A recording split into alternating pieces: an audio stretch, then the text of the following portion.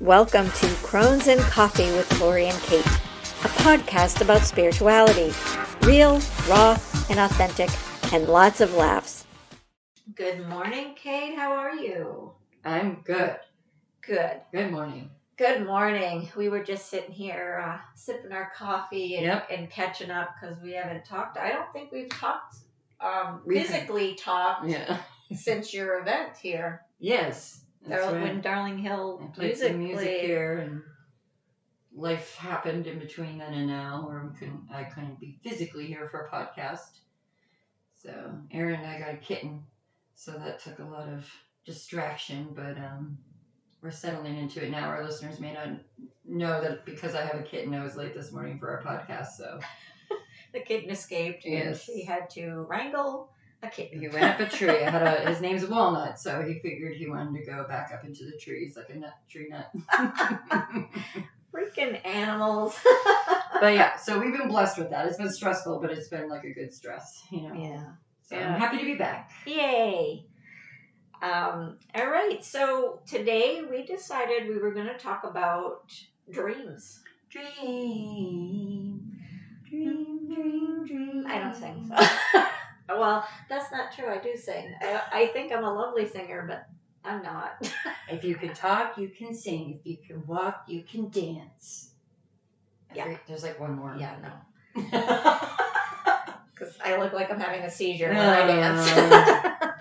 Well, everybody dreams. I mean, I'm sure some people say they don't. I don't dream every night. So. Well, but we do. We just don't remember. Mm-hmm. But there are several theories about why we dream. Some people think it's just merely part of the sleep cycle, but there are studies that they serve other purposes. So some of the studies that they have found, it may be representing the unconscious desires and wishes. Mm-hmm. It could be interpreting random signals from the brain and the body during sleep. It could be you're kind of consolidating and processing information that you gathered throughout your day. And it could be working as a form of psychotherapy. And I wrote this little thing here. It says, from evidence and new research methodologies, researchers have speculated that dreaming serves the following functions. It's like offline memory reprocessing, in which the brain consolidates learning and memory tasks and supports the waking consciousness. It could be your way of preparing for possible future events. It's cognitive stimulation of real life experiences. It's kind of reflecting unconscious mental thoughts in a psychoanalytical way. And there are also, sorry, I lost my train of thought here. There are also metaphysical beliefs of dreaming. Some people think that dreams are not random or meaningless, that they have deeper meanings to the person that it's happening to. And then you have, things like nightmares and sleep paralysis and all kinds of weird craziness that goes along with, sleep. So I've experienced dreams that, like lucid dreaming. It's like I am kind of aware that I'm awake and dreaming, so I kind of manipulate what's happening. Oh, you're lucky. I can't do that. I don't do it all the time. It's very rare. I cannot do that. I've always wanted to be able to do that. It's very rare for me to do that, but when I do it, it's the weirdest feeling. Yeah, I wouldn't know.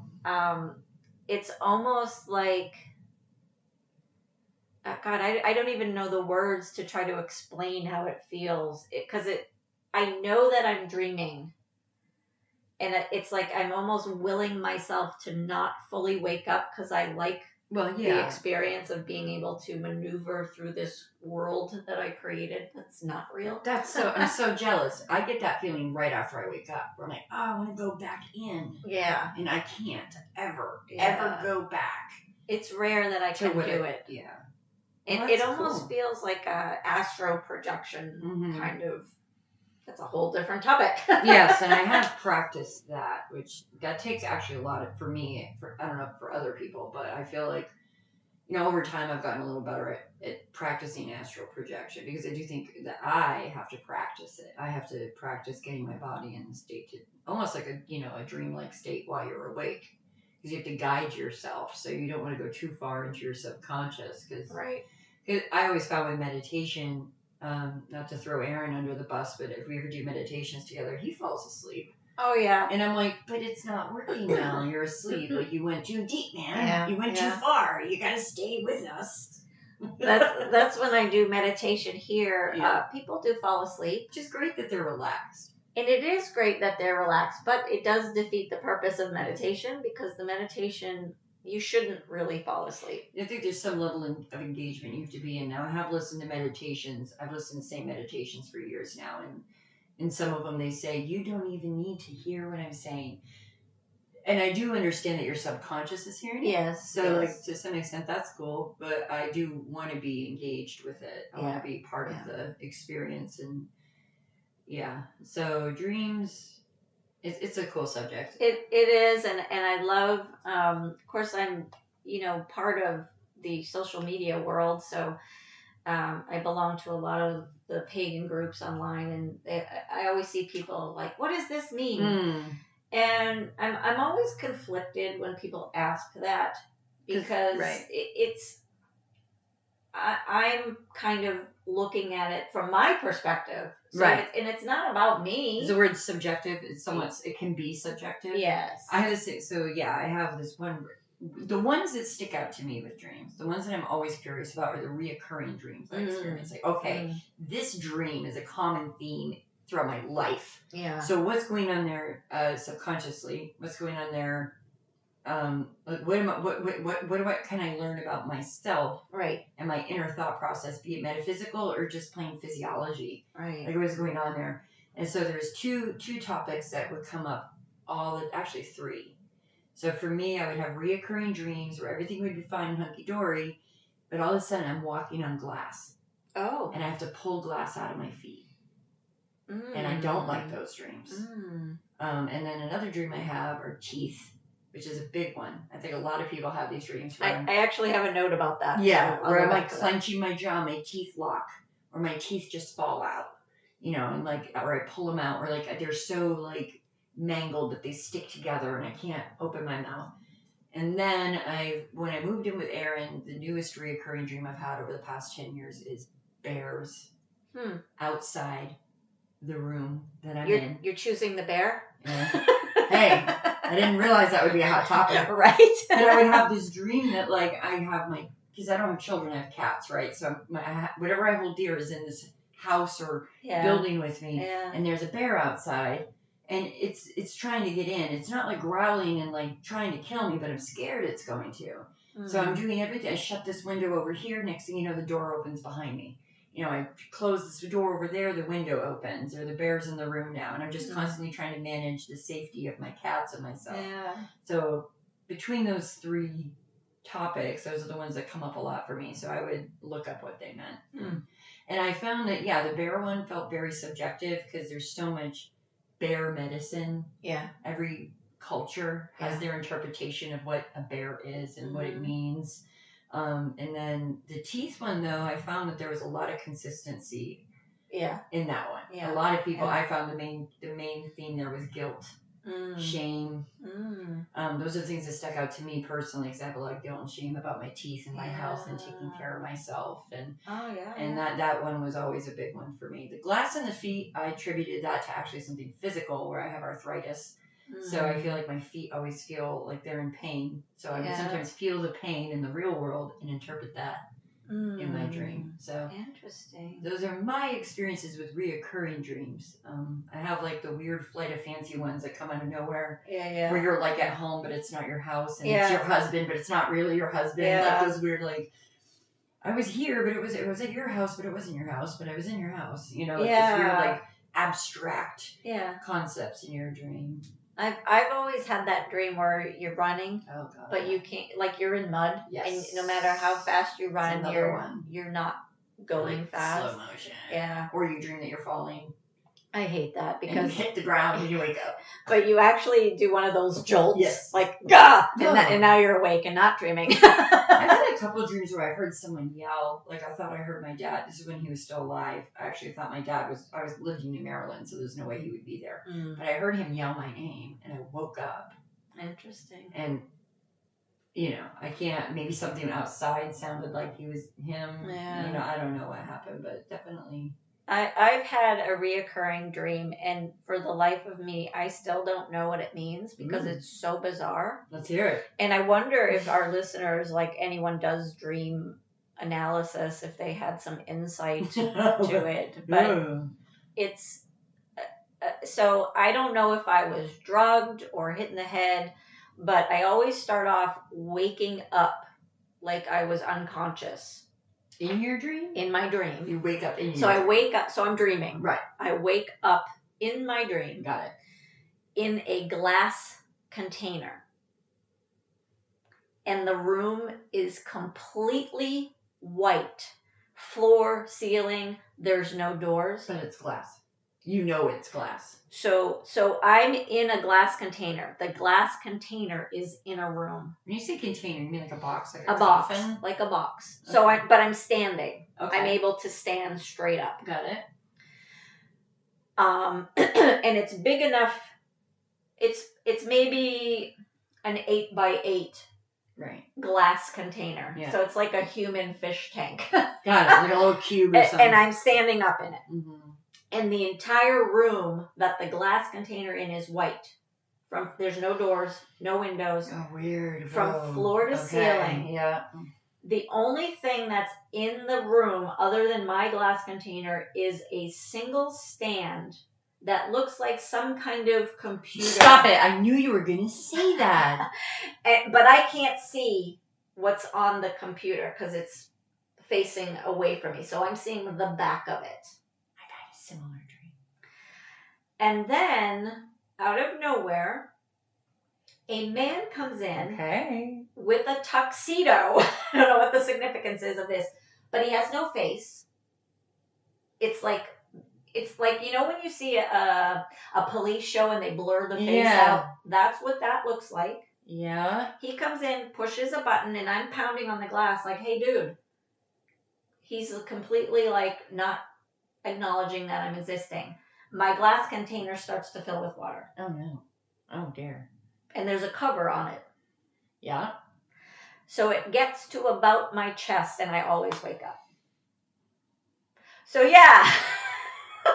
If anyone wants to interpret that mentalness, let me know. I've had you just like reminding me of a dream I had back when I was in my addiction. And I don't know why this is. I feel like it's important to say that I was playing a lot of The Sims, and I love The Sims. If you have like a god complex or like you're a full blown narcissist, it's a great game. Like I actually think I'm living right now as a sim, as the sim I created. Oh. Okay, so I'm gonna get into like inception stuff. Okay. So before I was a musician, I was married to my ex-husband for 7 years. I didn't pick up an instrument. I wasn't really diving into my creativity. Yeah. I played The Sims, and my character was a musician. My character had red hair. My character was my ideal version of myself. Yeah. Which I think a lot of people do. Oh, yeah. You create like a wackadoo character that's nothing like you, but then you're going to be geared towards creating your ideal version of yourself. Right. And so when I was in my alcohol addiction and dependent on pharmaceutical drugs, I was doing a lot of probably passing out and blacking out and going into the dream world, but not in a healthy way. Yeah. And I have my suspicions that I possibly died. Oh. but woke back up. And I had this very significant dream once when I was in one of these states of blacking out, and it was a white room, and there were people there, not a lot, but they weren't in tuxedos, they were in lab coats, and they also had a computer in the room. And I remember them asking me, do you want to stay or do you want to go back? Interesting. Like it was a game. Yeah. Like I was going back into some, like I was in some the Matrix. Craziness. I was in the Matrix, and I met the people in the architect. I feel like you met the architect, right? Do you know what I'm talking about with the Matrix? I do. Isn't the Matrix like that, where it's like a white room, and you go in, there's a guy in a suit, and you're just like, he's like, so you've met me, like, want to go back out there? It's like crazy. So I just told them, I was like, yeah, but I need to make, I had to make some kind of a deal, And I woke up and I was like, that was wild. I feel like I went somewhere real deep, real far, and I continued being married and depressed and eventually left, right, as we all know, and now I'm back home. And I was like, okay, time to be the character I created. Time to live the dream, the literal dream that I had for myself in the real world in The Sims. So I feel like I jumped into the computer screen. I died, jumped into the computer screen, and now I'm living my sim life. Is that good? I don't know. I gotta ask Elon Musk. I don't know. I think there's something that should be a whole other topic, is like the digital screen and how that can manifest, and how much does it usurp your third eye energy, like when you're staring at it all the time. Right. Like I feel like there's something going on. It's almost like a portal. There's Yeah. another topic. That's what I mean. I really do. I feel, and now you got the AI, and it's almost. Can we talk about that AI for a minute? Okay, so listen, I know we're getting off topic here, but you brought it up, so I think it's kind of related. It's so okay. So I kind of was trying to avoid AI. I dabbled with it a little bit with so you can upload your own picture and kind of make it look like a Picasso or an oil painting, and I thought that was kind of cool. And anyways, I was playing around with it, and my other job is social media marketing, so I played around with it because basically it said you can type in a topic, it will write a script. Yes. So I'm like, I gotta see how this works. Okay, I want to tell you how creeped out I am by it. Because you can pick a person to actually talk about the script that it wrote. So I typed in meditation at Mystic Market and about the classes I offer. So I picked this British dude, a well-dressed gentleman. Oh, I saw that. That's I wondered all if you AI. I was like, I could tell, but barely. I thought you paid an actor at first, but I've been learning more and more about AI, and I'm like, did she do an AI thing? And his mouth moves according to... Yes! It's so creepy. So I do it, and I'm like, wow, it's so creepy, but it's cool because, I didn't have to hire anyone to do that. It's like a third-party perspective. So I did something similar with my bio for my music page. Well, then I sent it to my husband. I'm like, hey, look at this. And he goes, who's that guy? He goes, what did that cost us? And I'm like, nothing. Yeah. He's like, who is it? I'm like, I have no idea. He's like, what do you mean? Some random dude just made a video for you? I'm like, no, it's AI. He's like, what the fuck? I'm like, I know. It was kind of scary because now... Buckle up, everybody, because we're in for a wild ride. Yeah. And I feel sorry for Gen Z. Yeah. Because how do they even know what's real and what's not real? Well, that's always been... Because their life is their phone. Right.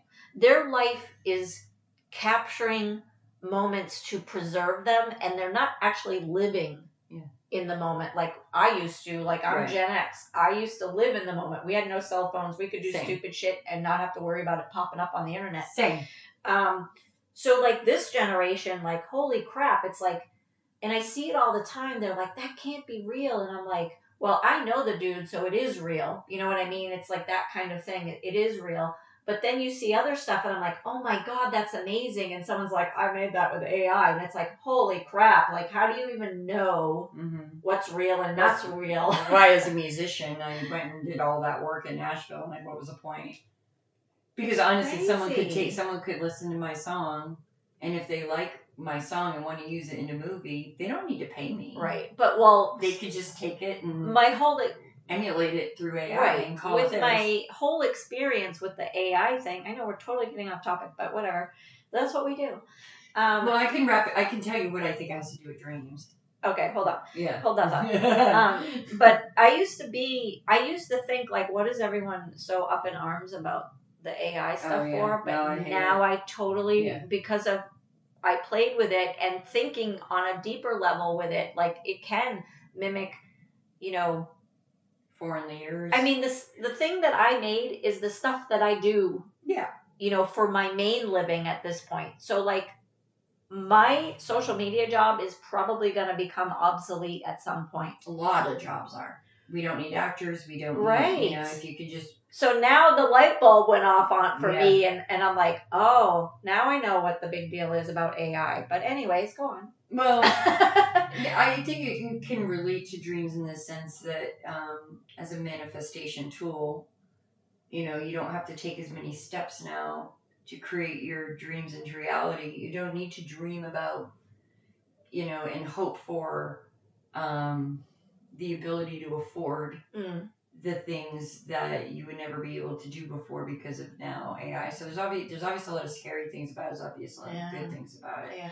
But I feel like you probably have now more capabilities to dream, be in a dream state, and use AI to replicate whatever's going on there. It's very overwhelming.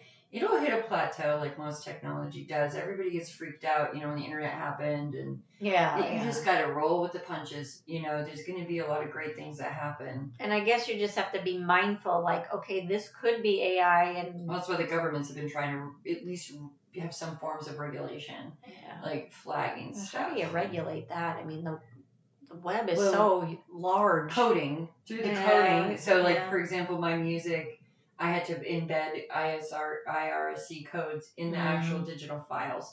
So now, no matter where my music plays, even if someone is in a room and is taking video and my song is playing in the background, if they upload that, it gets flagged. Interesting. And I'll be like at home and my music will be playing in the background and I'll be like taking a video of my kitten. I upload the video and TikTok or Instagram or Facebook will be like, oh, copyright or whatever. Well, actually no, they don't do that so much anymore because I think it's evolving. They go, oh, okay, we took this song and put it in this category for this Darling Hill page. Oh, I've seen that happen. So it'll recognize the song and the audio and be like, oh, okay, well, we're just going to file this for the Darling Hill. It's weird. Yeah, I've seen that happen with some videos that I used to make. Right. Before I changed my page to a business page when I was just, new to TikTok. Yeah, before they were like copyright violation. And I think now they realize that we just can't sustain that because everybody's using so much music that's... and I did copyright my music. I did all the things I needed to do. Course. So instead of flagging people, now they're like, okay, well, we're just going to take this cute video you made and put it in the library of this Facebook. Yeah. Which I guess makes sense. It makes putting those ISRC codes in worth it. So I think with AI, they'll do something similar where they can flag it digitally. Dreams. Right, dreams. There we go. So I took some notes about, because I am not a dream interpreter. Like, I try to interpret my own dreams, but I would never try to read somebody else's dream because their dream is theirs, and I think they need to dissect it themselves. But I think people on the internet do ask for help to maybe get a direction on what they think, or maybe they think something and want validation that what they're thinking is right. Right. Does this mean I'm going to be a millionaire? Right. But there are professional dream interpreters, and some of these dreams, I guess, have very common meanings. And quite honestly, I don't know how they come up with, like, what does that mean? Like, well, if you dream about teeth, this is what it most likely means. Like, who made that up? Maybe studies. Maybe they actually did some psychoanalytic studies to see what the common themes are in someone's life, and interpret, on like a survey, how many people, experience these things in life and have these reoccur. I don't know. Yeah. Sleep studies are interesting. So here's some of the more common dreams that people have reported. So dreams about being chased are extremely common. In these dreams, you may not know exactly what or who is chasing you. You may also feel like you can't run fast, or that trying to run faster results in you actually slowing down. So dream interpreters interpret this as you're attempting to avoid something in your life, or that you want to escape from fears or unwanted desires. If you're able to identify who is chasing you, that can further explain your dream. So, for example, a dream about being chased by a potential love interest could mean that you're afraid of romance or a new relationship. Dreams when you're falling are also common and typically stem from anxiety. Many people think that falling dreams occur to express fear or insecurities you feel like you have no control over. Dream interpreters also widely believe that, gosh, I can't talk, believe that falling dreams are a sign that something in your life isn't going as well as you hoped. Perhaps you are failing at work or failing in a relationship. If you've ever had a dream in which you show up to school, work, or somewhere else in public in your birthday suit, you're not alone. It's a normal fear. Societal embarrassment, which is what these dreams typically So I just symbolize. want to touch on that one. Actually, Sure. Another recurring dream I used to have was that I had to go to the bathroom, but the only toilet in the room had no walls. And I'd be like, I gotta pee. And you're like, okay, the toilet's right over there. And I'm like, but everybody will see me. And of course I'm dreaming. So what happens when you pee in your dream? Right. You pee in, and there have been a couple times where I woke myself up where I'm like, oh, I actually do have to go to the bathroom. Pee. And another thing I'll touch on too is I did theater in high school. I would have dreams that I would show up for a play and not know my lines. Oh. And I didn't know the lines, and I'd be up there on stage and be like, how do I... Societal embarrassment. Yeah. So toilets with no walls. And I forget where I saw this. I think, don't quote me, but I thought it was London. They have public restrooms, and when you go in to them, it's a two-way mirror. So nobody can see you, but you can see everybody walking by. That's like a dream. That is like my dream, yeah. And I don't know if I could pee. Well, yeah, because in the dream, no one else seems to be bothered. Everyone's just walking by. I'm bothered. But you can see. Such a hang up about this. Right. No one can see you in there, but you can see everybody walking by. It's the craziest thing. Yeah, and then that dream that I have a test and I didn't study for it. I've had those. Not in a long time. We're going to have weird dreams now after this show. Right. That's going to be I'm going to call you and be like, oh my God, you know what I'm dreaming of. All right. So dreams about being naked in public can also mean that you're worried about your appearance or that you're trying to hide something from others. People quite commonly have dreams about teeth. Either that they're falling out or that they're loose or wiggling. There are also dreams where people suddenly have no teeth. If you experience this, don't be afraid. It just says don't be afraid. Don't be afraid. This is likely your brain's way of coping with a situation in which you feel powerless, embarrassed, or unable to communicate.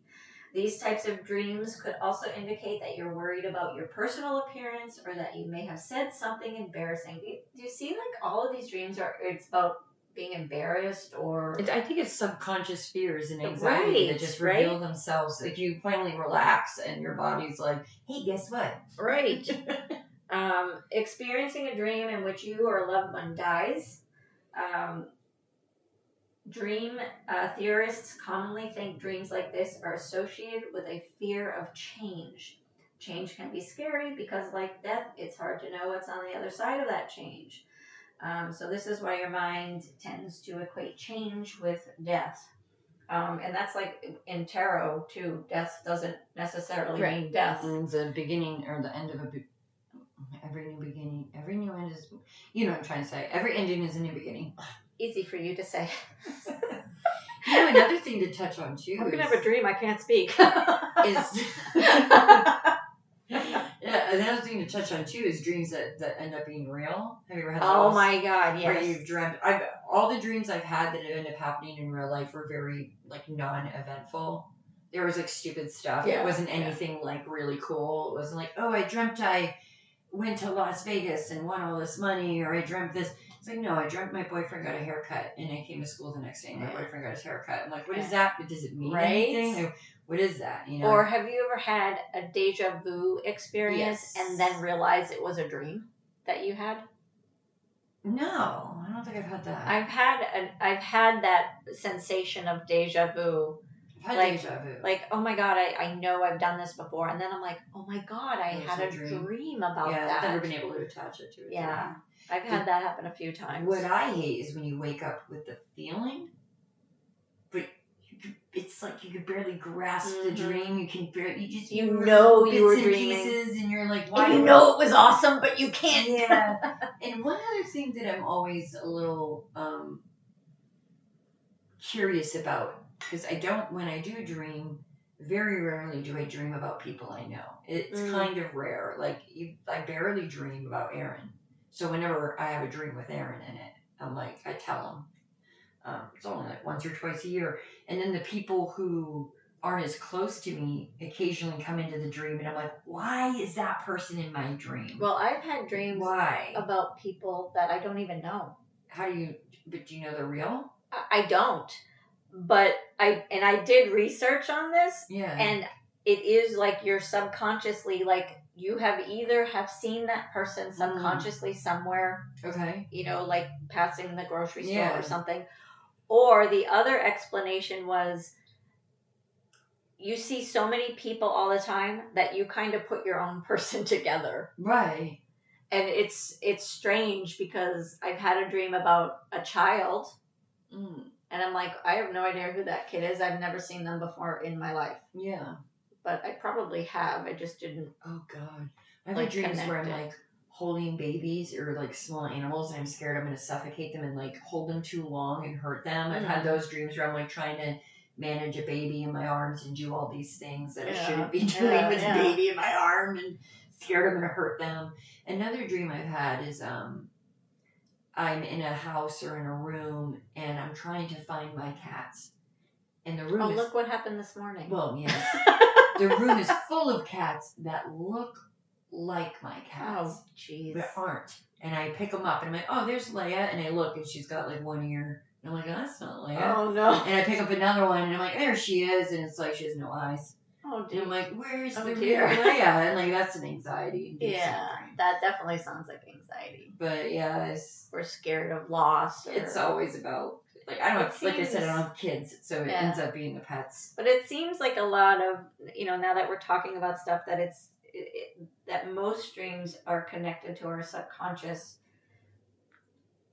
fears on a level that where maybe we don't want to confront those things in real life. So we're, you know, looking, I don't know what I'm trying to say, looking at them through our dreams. So, like, they're coming, like, our fears and our anxieties are coming through our dreams because we can't process it in the real right, because life we're engaged, world. we're distracted, we're stimulated by being awake and whatever's going on in this real, quote, real realm that we're in. Yeah. And then when we can finally relax and let go and go into the sleep stages, you hit a layer of the dream onion where everything's just floating and you're just becoming aware of whatever's going on behind the curtain. We should keep a dream journal near our bed, and as soon as we wake up, that's like, what they jot say. it down, and then you can kind of go back and analyze it and pick it apart. Like, okay, what does floating cucumber mean to me? Maybe I want a cucumber. I don't know, but have you ever experienced insomnia for, like, a long period of time? Unfortunately, yes, and it's been recently because I am full-blown menopausal, and it has been very disruptive in my sleeping patterns. Yeah, I hate it. And I feel like sometimes I'm hallucinating in real life because I'm not getting enough sleep. It's nuts. I used to suffer from insomnia, and it was pretty bad. That's why I would drink. That's how it all started, because I wanted to sleep, and I couldn't turn off the voice in my head. I would lay down, And the main reason why I was like, okay, well, I'm not falling asleep, so I'm going to drink to relax. And obviously that's counterproductive because your liver is trying to process the alcohol within 3 hours you wake up. Yeah. And you don't dream. You don't, you're basically blacking out. So now I have this one thing, guarantee you, I will fall asleep if I'm tired enough, if I've done a lot of physical activity, but my brain is humming. Do you know what it is? Do you know what I think about to help me fall asleep? What? I can't believe it works. Sheep? I've tried that. I have done that. I've done everything. One Mississippi. There's one that's just my go-to, and every time, I have these other, like, counting sheep, like, I used to do that because I was just desperate. Yeah. There's one where I'm sitting in a movie theater, and this is also a meditation technique, where you dream you enter a movie theater, and you sit in a chair, and you look at the screen, and you see the words, so, like, I am safe is a good one, like, and I see it over, so now I've done sleep, where I'm looking at a screen, it says sleep, but my go-to, the one that seems to work every time, I think about what I want to wear the next day. Boring. So boring. I'm like, okay, well, because when I was a teenager and in my 20s, it was very important to me what I looked like, right? Yeah, and now I'm 41, I know what I like, it's easier for me. But before now we don't give a shit what we look like. Well, I know it works, so I don't I have to experiment. I'm like, I got a great outfit choice, I know what I'm going to do. But as a young girl, I would be like, okay, well, I'm going to see Bobby tomorrow, and I have a crush on Bobby, and, like, what outfit should I wear? And I would incessantly think about what kind of outfit I wanted to wear the next day and check the weather. And for some reason, now that I'm an adult, if I can't even remember, I don't even get very far. I can never tell you what I thought about. I'm like, bitch, what are you going to wear the next day? I don't know, I fell asleep. Great. Wow. That worked. Like, it just, so now. Hey, whatever works. I have to go through my whole catalog. Okay, well, what jeans am I going to wear? What shirt? Out like a light. I've been taking CBD gummies. Those work. Before and the thing with CBD is intermittently. It's accumulative, so you can't, like, take it one night and then not the next. You have to keep taking it, like, every day at the same time. Got it. We're not endorsed, but Fab CBD oil is wonderful too. They have gummies. They have specific gummies for night. They have oil that you can drop under your tongue. Yeah. They're organic. It's probably the cleanest extraction. Do you need to take a break, though?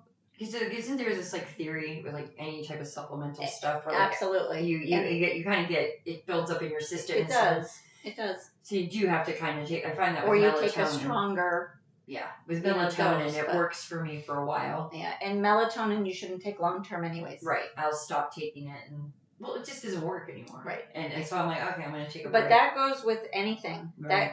Have you ever used shampoo and conditioner for a while and you love it, and then all of a sudden you're like, my hair feels like crap now. Yeah. It's like you have to shock it and be like, oh, my hair feels great again because I switched shampoos. But then if you go back to your original loved brand, the same thing kind of happens. It's like your body gets used to it. But with the CBD oil, I was taking it for anxiety for a while. I take it before I perform. Yeah, and I stopped taking the CBD oil for a couple of years because, like, I started to do other things. And whether it's a natural supplement or not, I don't want to be dependent on anything. Right. That's my control issue. But anyways, different topic.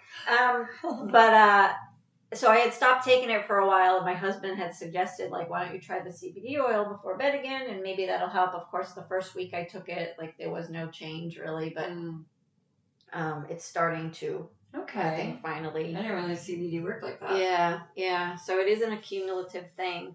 I mean, at least that's what I've been reading about through their website. But if you want a really good CBD oil, Fab CBD. They're fabulous. They're fabulous. So where do you find it? Online. Okay. Online. Josh, who was the owner, but I don't think he owns it anymore. But he started the company, and he was amazing. He started this Facebook group, and he was answering everybody's questions. Like, this dude was, like, living for this product, and it was like one of the fastest growing companies in whatever year. I don't I remember think now. because people do experience insomnia, and I think it's something that more adults experience. I never had a problem falling asleep as a kid, and it wasn't until I started abusing alcohol and like all that my whole your whole biology, your physiology, your body goes out of whack when you're doing stuff like that, and not moving, not exercising because of the pain I was in.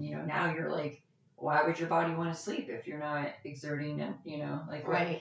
So like finding products that work for you, things that work for you. I found that stretching, doing yoga before I go to bed is monumental in helping me and put the feel phone better away. in the morning. It's so hard not to do that. Who does that? They're like, okay, I'm going to bed, but you're going to lay in bed for 10, 15 minutes doom scrolling. Oh, I scroll checking the TikTok. weather. You know how many things I've learned on TikTok? While laying in bed. While laying in bed? And then you come across that one video. Stop scrolling. Yeah. Go to bed. Yeah, Oh, yeah, thank you. Unclench your jaw. Yeah. Exactly. So dreams are pretty crazy. It's neat. It's a fun way, is because I don't think people, even skeptics and metaphysical skeptics are still dreaming, and they're still having experiences that feel very magical in their own heads and their own little brains. You're not going anywhere. You're laying. There's something to be said. You're laying on this in a physical realm on this planet in a bed somewhere, but your mind has gone elsewhere. And have you ever tried to force dream? Yes. I'm not good at it. I'm not either. So like I lay in bed and I'm like, I'm going to dream I'm going to have a unicorn. I'm going to be on fluffy clouds and it's going to be awesome. And then I have like... Yeah, you're like riding a serpent through hell. Riding a serpent through hell, exactly. I'm like, what is going on I here? had a dream that me and Jake Gyllenhaal are on a date. Mine always involves some kind of romance. I always wanted those dreams. I always wanted like the naughty dreams. Yeah. Especially when I was younger, because I wanted to know what it was like. I've never had a naughty dream. I've had like on the cusp of them, and then nothing happens. I either have like these dreams that there's no way that it would ever happen because it's like some crazy alien thing, or I'm in this glass container in a white room. Like, no, I've always wondered what that was like. I hear that we won't get too raunchy, but I know that men typically have more. Oh yeah, sultry moments. Yes, that they wake up with. Oh yeah. It's like, that's not fair. I want to get laid. I want that risk-free, non-commitment fantasy with Jason Momoa. Jason Momoa has not endorsed us either. He's got a girlfriend now, so he's like super busy playing around in the real world when he visit my dream. But yeah, I did. I'll have like an honest talk moment. I always wanted to have some kind of weird, dream-like romantic experience, and I just have never. If I have, I don't remember. Yeah, same. I have woken up with residual feelings of like, ooh, I feel like I did something with someone. Yeah. I have had dreams where I've flirted with someone while I've been with Aaron. Yeah. So I'm like, I know I'm with Aaron in the dream, but I'm still testing the waters with this character in my dream. And it never really goes anywhere, but I wake up feeling horrendously guilty because I thought I did it. There's a couple times where I'm like, oh my God, I kissed that person. Oh my God. And I wake up and I'm like, oh, thank God that wasn't real. Crazy? I would never do that. I would never cheat on Aaron. You gotta be Jason Momoa for me to cheat on it. Like, it's gonna take a lot. I don't even think that guy could convince me. And have you ever experienced sleep paralysis? My brother has, and he said it's the freakiest thing ever. So I guess you'd have to define it for me because I don't really know. So I know what it is, but I don't. Sleep paralysis, the way he explained it to me is that he is awake and knows he's awake, but cannot physically move his body. I don't think I've had that experience. And there are pictures that depict that there is like a demon on top of you holding your body down. Nope, never had that. Thank God. Right? I've never experienced that either. My son said he's experienced it a few times too, but I can't imagine the sheer panic knowing or feeling like you're awake but cannot move your body. No, I don't think I've had that experience. I've had nightmares, but I don't think at that level, where it almost sounds like catatonia. Right. Kind of like paralyzed and you're aware that you're in a subconscious state while also being in a conscious state. That's a little bothersome. Yeah, I think I would probably die. I don't think you could, though. That's the thing. So it's sleep paralysis is a temporary inability to move or speak while falling asleep or upon wakening. Sleep paralysis most often occurs in people who have narcolepsy or sleep apnea, but it can affect anyone. I've had those dreams where I'm trying to yell. I'm trying to get someone's attention, or I'm screaming to try to get help. But nothing comes out. But are you awake? No. Because you're awake when this happens. No. This is just literally a nightmare where I'm like, help, but nobody. It's almost similar to the running, you know. But this episodes involve not being able to speak or move while falling asleep or upon waking, and it can last up to 2 minutes. Yeah. No, thank you. Not interested. Watch, we're going to do it tonight. We're both going to be like, oh. I'm so scared to go to sleep tonight. I'm going to have to think about what I'm going to wear the next day. And it said researchers believe sleep paralysis is caused by a disturbed rapid eye movement cycle. Mm-hmm. Interesting. Right, because, we didn't really touch on it, but there's proven studies that you go into certain levels of sleep, and I think REM, there's some significance with REM sleep, and I can't remember what the significance is, but there's rapid eye movement. You want to get to REM sleep, and if you're not really, there's like your body's healing itself when you're at like the lowest, the deepest level of a dream state is the best for your body because it's regenerative, it's healing, it's doing all the things it needs to do so you can wake up feeling like you're ready to take on the world. And if you can't get to that deep level, then it's almost like you're sleeping, but you're not really getting the full benefits that you could. Right. So how many times have you slept and you didn't feel like you got a wink? Right, exactly. And I think REM sleep, I don't know where it is on the spectrum. I feel like you need to go below REM sleep. If you can get to REM sleep, you want to go past it. Because in this article that I just pulled up, it says when you wake up suddenly from REM, your brain is awake, but your body is still in REM mode and can't move, causing the sleep paralysis. Right, That's it's like a deeper level. There's some type of doorway there, some type of door you walk through after REM sleep, where your consciousness is now. And it says it's entirely safe to wake someone up from sleep paralysis. So, I am a sleepwalker. Oh. I used to be when I was little. I haven't done it so much now. But I would walk around, my mom would come in the room, and she would have a full-blown conversation with me, and I would be asleep. When I was older, living in Maryland, I had a really stressful job working for Citi credit cards where I was a customer service rep on the phone handling people's credit. And they were having some intense moments on these phone calls about their livelihood and their finances. I would come home, have a couple drinks to fall asleep, and my husband would wake up to me bare ass naked typing on the walls. Oh my God. I'd be typing on the walls. Yep, I'll give you that loan, sir. Oh my God, the job is killing you. It was so stressful. And he would be like, Kate, I'd wake up to, I'd see, we'd have coffee in the morning. He's like, do you even remember last night? I'm like, no. He's like, are you going to get a car and drive? I'm like, maybe. Like, I said, don't wake me up though. My mom woke me up once and I slapped her in the face. Yeah, because you don't know what's happening. I remember her being like, Kate, she was shaking me, and I just started thrashing because I didn't know who was attacking. Yeah, no kidding. I'm having a good day in the playground, and she's like, wake up, and I'm like, oh. And this also says when I was talking about like the demon during the sleep paralysis. Sleep paralysis may include hallucinations, such as an intruding presence or dark figure in the room. These are commonly known as sleep paralysis demons. It may also include suffocating or the individual feeling a sense of terror accompanied by a feeling of pressure on one's chest. Yeah, everybody can breathe. Yeah, I've heard about like that. Crazy. I've never experienced it, but I've definitely heard about it. It's almost like the monster under the bed or in the closet. It's like, is that where that came from? I mean, it totally could be, I guess, but People go So into real spiritual places with that too, because it's so intense. You know, they actually wonder if something's actually clung to I them. know. You know, I something know. dark entity is actually there, or is this just a symptom, a psychological symptom that you're interpreting, or is this real dark energy that's attached itself to you? It could be a little bit of both, you know. I mean, and I guess if it's like happening all the time, I guess you have to look at with your enemies and see who's putting a hex on you. Yeah, no kidding.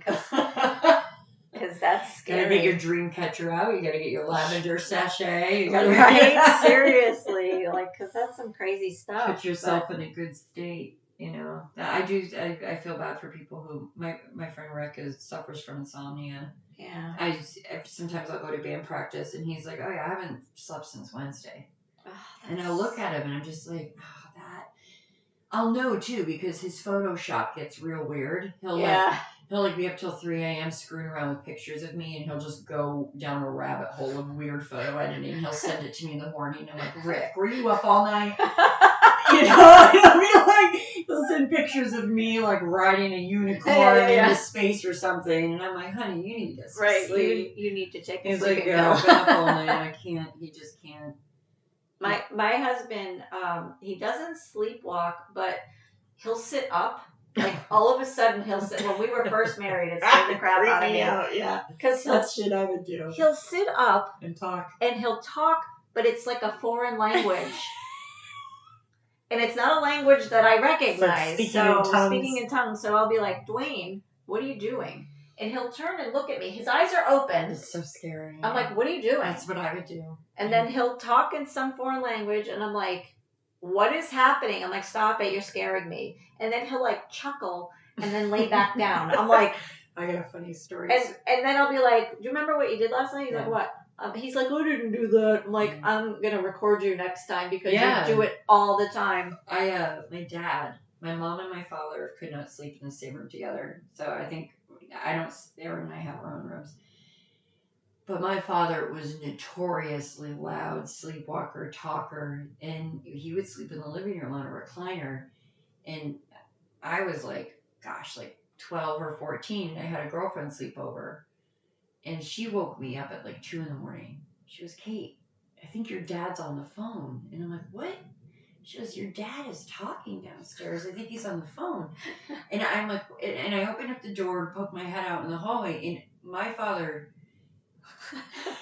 is going, sure thing, Dick. Okay, Dick. Yeehaw! I love Texas. Yes, sir. I love Texas. Okay, we're in New Hampshire, people. And I just looked at her and I started laughing. I'm like, yeah, my dad does this in his sleep. I guess my mother could tell you all sorts of stories. She woke up to him crawling in the covers. She woke up to this. Oh my God, can you imagine? She woke up to him crawling around and she goes, Douglas, what are you doing? And he goes, I know. He looked at her. He was awake. Oh, see, Dwayne does that. And he goes, you're looking for that baboon.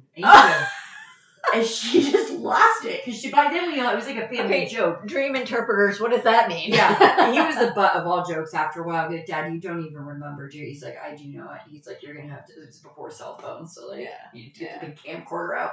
But yeah, I think I got my sleepwalking from him. I think you can inherit that. Oh, yeah. But there was those were the ones that stuck out to me as a child. Like, my dad's not on the phone. He's just proclaiming his love for Texas in his sleep for some reason. But my husband, all the time, he would chuckle. He would tell, those things he would do too. Sometimes I understand what he's saying, but he'll sit up sometimes and he's like, well, I already sent those reports in. And I'm like, are you dreaming about work? Like, seriously?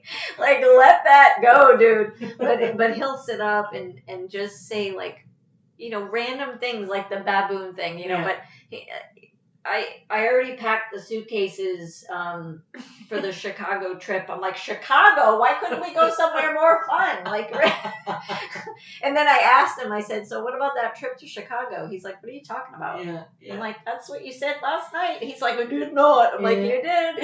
You said that you packed the suitcases for our trip to Chicago. Why couldn't you make it like Bermuda or something? He doesn't let things like when he took you to the up north for the trips. Yeah. If he's got like little surprises for you right? that he really that I know. Yeah. What What secrets are you holding? that I can pull out of you while you're in your subconscious. And sometimes if I'm awake enough, I'll be like, so what are you doing with the reports? He's like, well, I gave them to Paul. That's what my mom would do. She would talk to him when she got over the hump of being scared. Yeah. She would try to engage him and get him to do stuff. And then I'd be like, okay, well, Paul's got the reports. Let's go to bed now. And he'll be like, okay, and he'll roll over and start snoring. And I'm like, I will wake up sometimes. Yeah. And I'm usually in the corner of the room. Yeah. And it does scare me because I do wonder if I would ever get out of the house. Yeah. And just, and I sleep nude, so like I don't want to do that to my neighbors. I'm just like walking around the witch in the woods naked, stumbling around my arthritic feet like zombie apocalypse style. That's why you're dreaming you have glass in your feet because you're actually stairs. Walking. Yeah. Oh yeah. I do wonder. And then there's this whole. We're probably coming into this, but there's new studies showing about, and like we don't have to go too deep into this, about people who initiate sex with their partners but they don't remember doing it, and that's a big subject. And then how many has anyone raise your hand if you binge on murder podcasts and crime documentaries? There's been a handful that I've seen where someone's murdered their wife and they have no recollection. Oh my god. And like I was like bull, right, bull. As a sleepwalker myself, I'm like, no way. But then I go and I listen and I hear all the evidence and I'm like, well, maybe there's some validity to it. I don't know. And is there like just an out? Is somebody right? And is there a it? crossover of like maybe a psychotic break in that moment too? Like, I mean, how would you know if someone's lying that they're just one, like one how would you crime? know? I can't remember exactly, but there's one specifically where the guy was just doing something very mundane. He was like fixing his water heater in the basement in his sleep. Yeah, because it was on. It was on his mind. Yeah, no triggering or anything. But he's like, in his subconscious, he has tasks to do. So he wakes up and picks up a wrench and starts working on something in the basement. And the wife comes down and is like, "What are you doing?" And you remember how I told you I was thrashing around? Oh, yeah. He's got a wrench in his hand.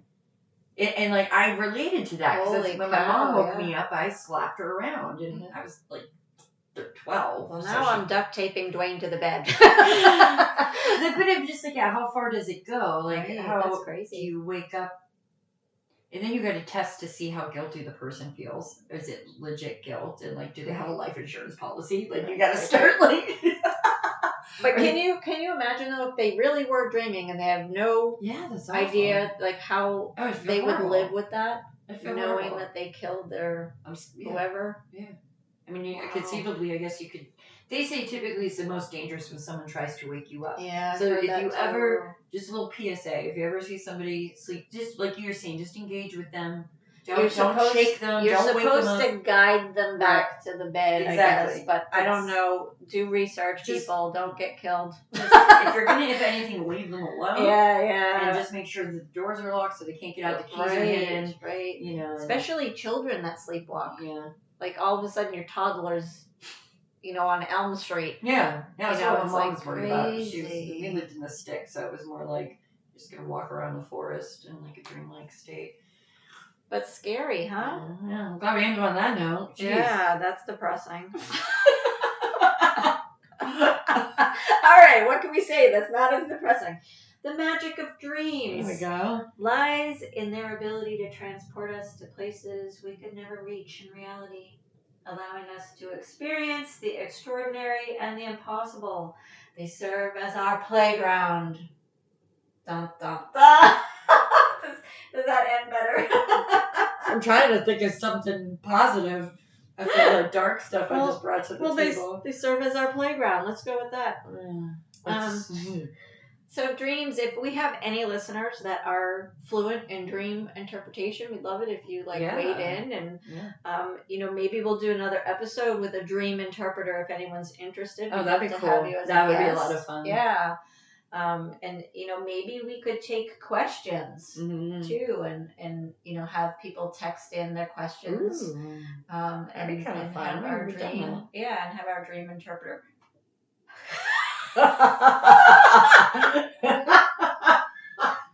Nobody can see this, but Lori just touched her microphone and it scared her to death. Because there's a big furry thing on it. It scared the crap out of me. Okay, with that, doing this podcast. Time to take a nap. Okay, sweet dreams, everyone. And until next time, live, love, and magic. Bye.